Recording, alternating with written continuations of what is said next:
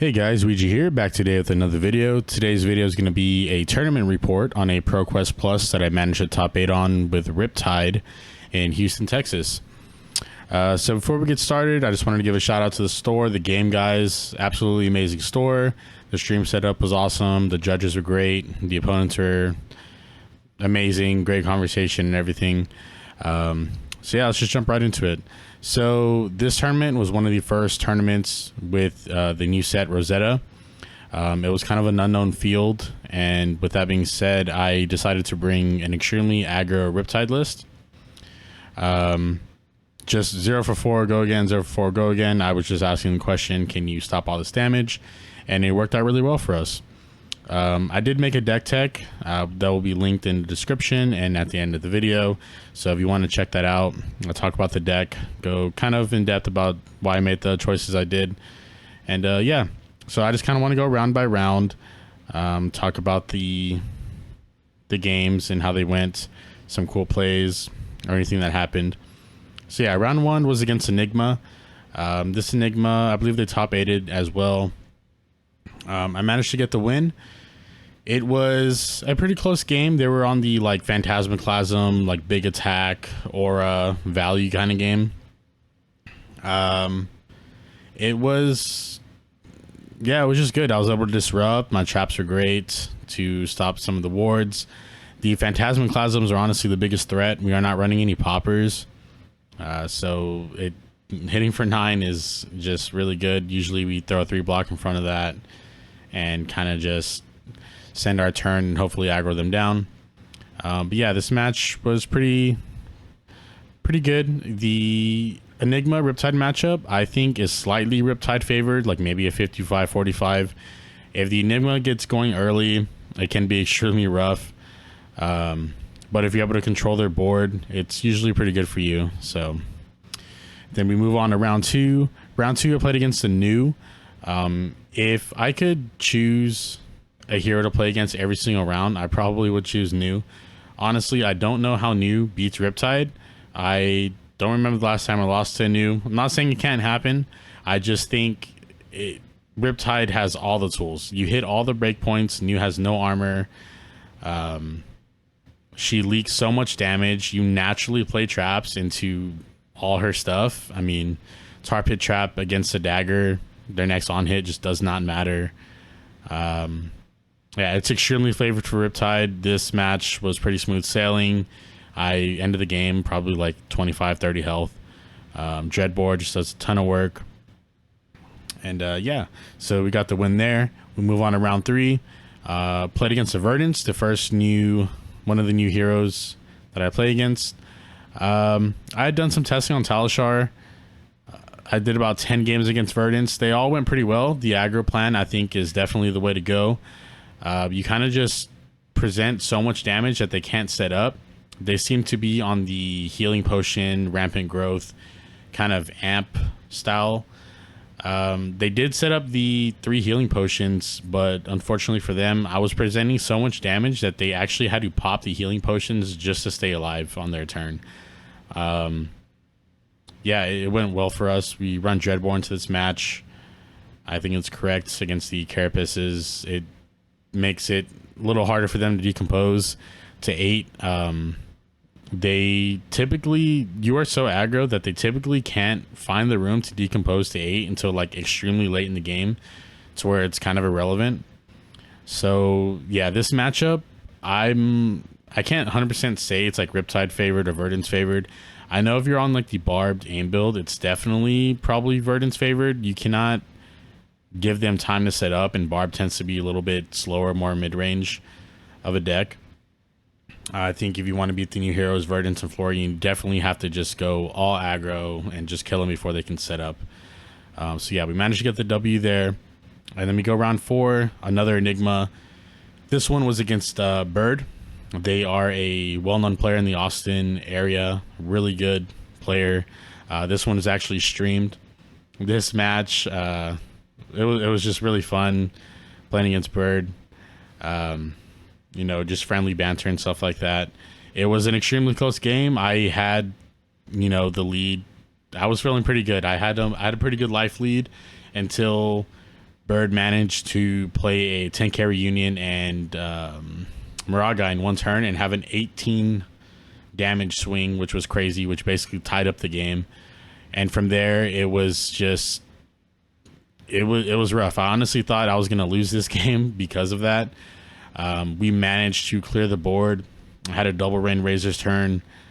And the end of the game was pretty crazy. I believe we were both at 1 health. He had a Moraga on board. They played a Levels of Enlightenment, choosing go again, draw a card. They had 2 resources floating. They still had the new gloves up, the ones that make a spectral shield at instant speed. And so we came into levels for 3 go again, draw a card. I managed to have the double trap. So I played the collapsing trap from Arsenal. Get rid of the last card in their hand. They pop the gloves to make a spectral shield, absorbing the collapsing damage. And then I play a tar pit trap from hand, pinging them for another damage, destroying the Moragai. And that kind of sealed the deal. After that, I was able to hold tempo. I had 3 cards left in hand, able to send back some damage. And when they're at 1, it's really hard for them to block. But yeah, this game was crazy. It was fun. I recommend you go watch it. I'll put a link to it in the description. Yeah, that was one of the best games of the day. And then we move on to round 5. Played against Florian. This one was actually Yuki Lee Bender, Canadian national champion. This game, I was feeling pretty good. I'd played against a few Florians on Talishar before. I was able to aggro most of the Talishar opponents down, but it's Talishar, right? We don't really see how it is until you play in real life. And obviously this was a good test. Yuki is an amazing player. This game, I was feeling pretty good. I had some pretty explosive turns. I was able to get her down pretty low. I think the game ended at 5 health. And she was able to play a Germinate for like 12 rune chats or something like that, and that was kind of the end of the game. But yeah, I think if I would have had a better Snapdragon's like Rain Razor turn, I could have gotten there. Unfortunately, I had to Snapdragon like a drill shot for 7 into like, I don't know, I think it was like a Scarf for 4, and it just wasn't enough.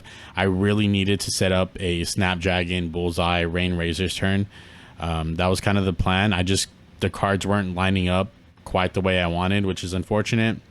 But I still think it was a pretty close game, and if I would have gotten that turn, I probably could have gotten there. But I do think this match is pretty close. I think Aggro Riptide can definitely get there.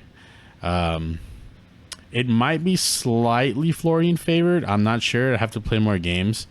But it's definitely winnable. On the Barb build, I don't think it's really winnable. I think it's just too slow. This is why I just chose to play aggro over the weekend. I just think you just have to race these new heroes down. But yeah, extremely good game. Yuki, amazing player, amazing opponent, fun game, good experience. And then we move on to round 6. Oh, and I lost a Florian game, so at this point I am 4-1. Move on to round 6, play against a Vynsett. This game was absolutely insane. The Vynsett had some of the craziest turns I'd ever seen. I mean, I honestly thought I lost this game like 2 turns in. They had a crazy turn. I think I dropped to like 20 health, like turn 2. But we somehow managed to claw our way back. It was the last play of the game. Let me paint a picture. So the last play of the game, I was at 3 HP. The Vynsett was at 2. They played like a buff to buff something to 9 and give it go again. And they were coming in with 3 rune chants. They had 1 card in hand. So this was a very tough spot. Luckily, I had the exact answer. So I was able to trench for a resource. I had a blue in hand, which was a collapsing trap, double red, and a Codex of Frailty. So they're coming in for 3 rune chants and 9 physical. with 1 card in hand, and they have go again.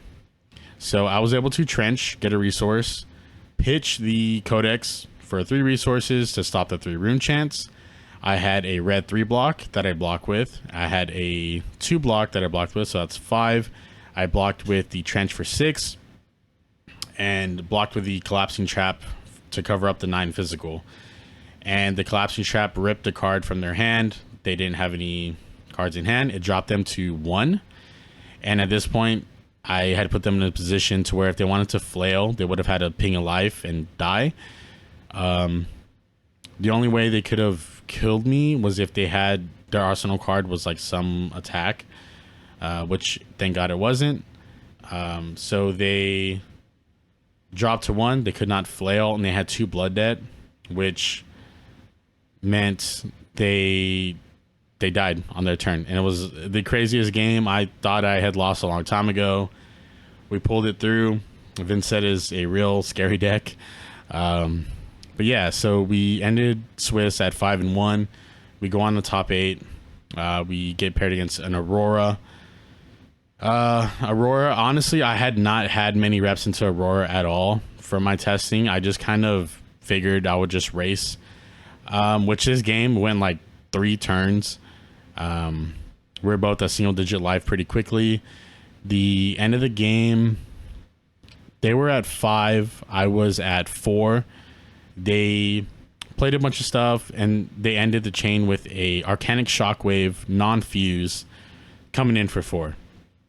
I had a Rain Razors, a Red Bolton Shot, a Release Detention, and a Scar for a Scar in my hand.